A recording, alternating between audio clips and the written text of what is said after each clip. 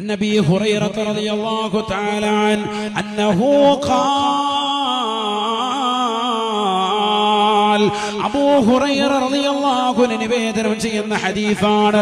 ബഹുമാനപ്പെട്ടവർ പറയുകയാണ്, ഖാല റസൂലുള്ളാഹി സ്വല്ലല്ലാഹു അലൈഹി വസല്ലം, ആദരവായ ഷഫിയായ റസൂലുള്ളാഹി സ്വല്ലല്ലാഹു അലൈഹി വസല്ലം തങ്ങൾ അരുൾ ചെയ്തിരിക്കുന്നു, ഇദാ ജാഅ റമളാൻ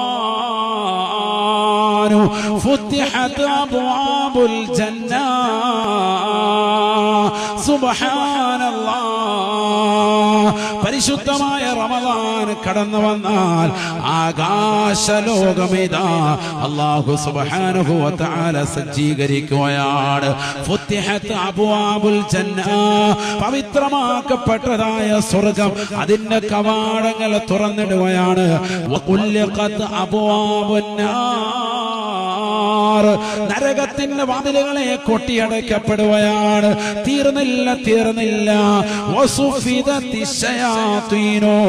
പിശാചുക്കളെ ചങ്ങലക്കിടുകയാണ് എന്ന് ഹബീബുനാ ശഫീഉനാ റസൂലുള്ളാഹി. മനോഹരമായ ശ്രേഷ്ഠതമാകുന്ന മാസമാണ് റമളാൻ. അവ്വലുഹു റഹ്മത്തുൻ. അതിന്റെ ആദ്യത്തെ 10 കാരുണ്യമാണ് സഹാബ. അതിന്റെ രണ്ടാമത്തെ 10 പാപമോചനത്തിന്റെ 10 അതിന്റെ മൂന്നാമത്തെ 10 നരകീയ മോചനത്തിന് 10 ഹബീബുനാ ശഫീഉനാ റസൂലുള്ളാഹി.